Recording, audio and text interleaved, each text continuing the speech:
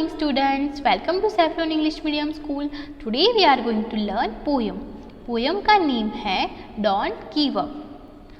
Don't give up यानी कि life में कुछ भी हो जाए हमें कोई भी चीज़ में हमें गिव अप नहीं करना चाहिए. ओके अब हम देखते हैं poem. If you keep on going and never stop, you can keep on going, you can make it to the top. Life is full of mountains. Some are big and some are small. But if you don't give up, you can overcome them all. So keep on going. Try not to stop. When you keep on going, you can make it to the top. अब हम इस poem को अच्छे से समझेंगे. Okay if you keep on going and never stop, जो आप चलते रहो और बीच में कहीं पे भी स्टॉप ना लो, विदाउट स्टॉपिंग यानी कि स्टॉप किए बिना आप आगे बढ़ते जाओ, तो you can make it to the top, आप टॉप पे पहुंच सकते हो. Life is full of mountains, some are big and some are small. Life जो है हमारी वो बहुत सारे माउंटेन्स, यहाँ पे माउंटेन्स यानी कि ट्रबल्स और प्रॉब्लम. ओके बहुत सारी प्रॉब्लम से भरी हुई है और बहुत सारी ट्रबल से भरी होती है. कुछ प्रॉब्लम्स बड़ी होती है और कुछ प्रॉब्लम स्मॉल यानी कि छोटी होती है, इसलिए यहाँ पे माउंटेन्स को उसके साथ कंपेयर किया हुआ है.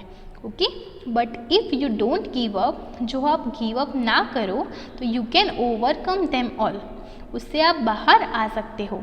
सो कीप ऑन गोइंग, चलते रहो.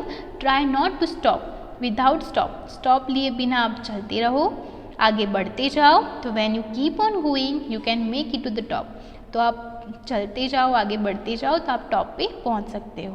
Okay look at the picture and describe it. Why do you think the boy is happy.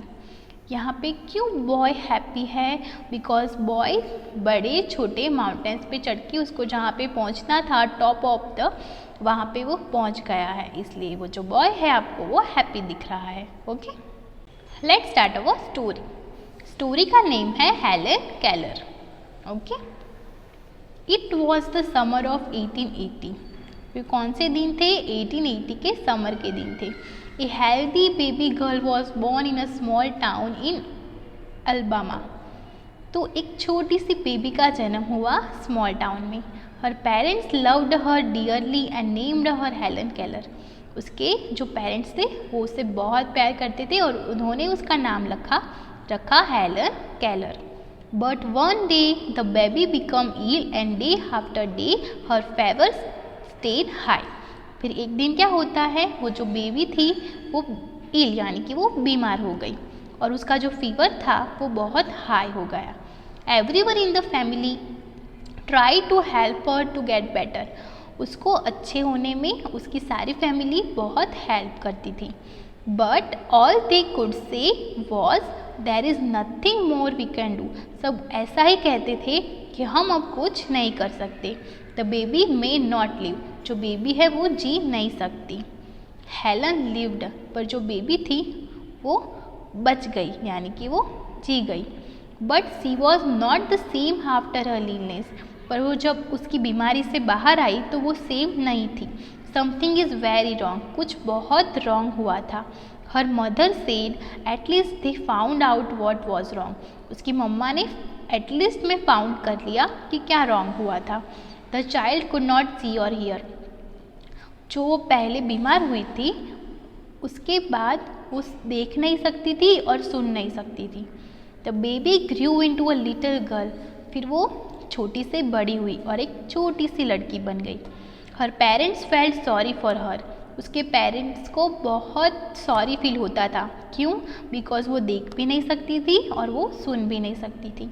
Helen often cried and held on her mother.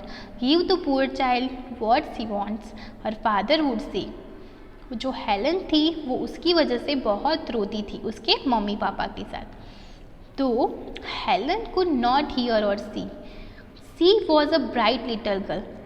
जो हेलन थी वो देख और सुन नहीं सकती थी, फिर भी वो बहुत ब्राइट गर्ल थी. Some people thought Helen could not learn anything. कुछ पीपल ऐसे थे जो इनको ऐसा लगा कि जो हेलन है वो देख और सुन नहीं सकती, इसलिए वो कुछ लर्न भी नहीं कर सकती.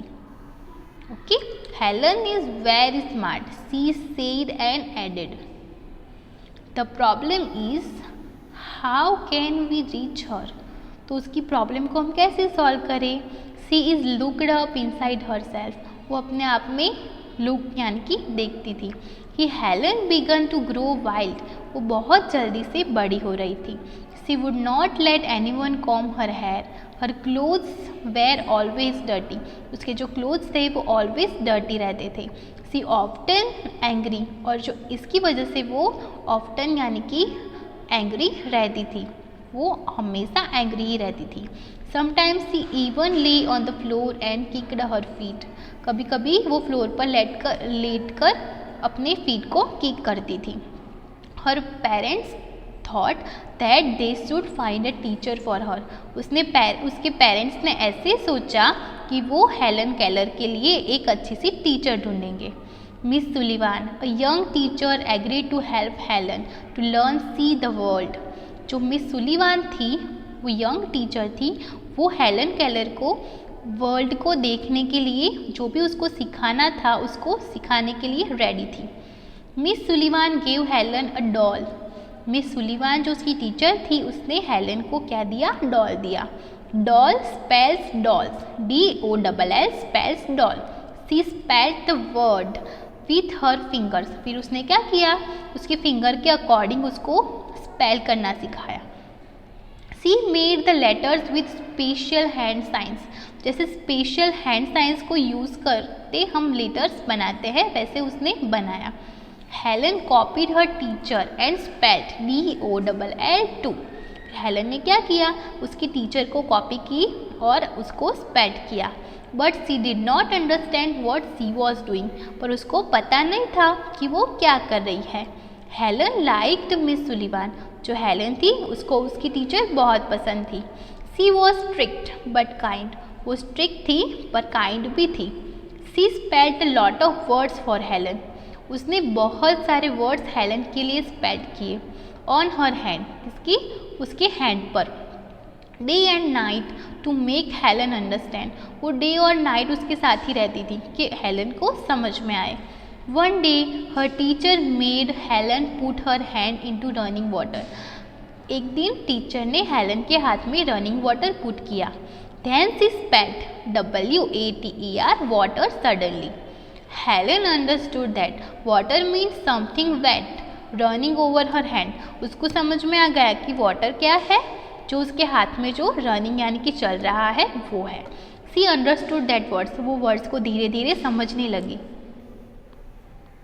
फिर आपको यहाँ पे दिखाई दे रहा है हेलन की पिक्चर, उसके हाथ में क्या है, वाटर।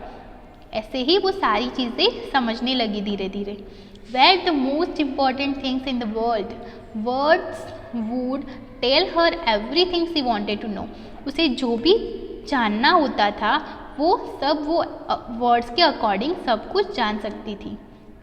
इस तरह से मिस सुलिवान ने हेलन को वर्ल्ड को देखने की जो ट्रिक थी वो अच्छे से समझाई, और ऐसे ही हेलन केलर की आखिरी जो पूरी लाइफ थी वो चेंज हो गई मिस सुलिवान जैसी टीचर की वजह से।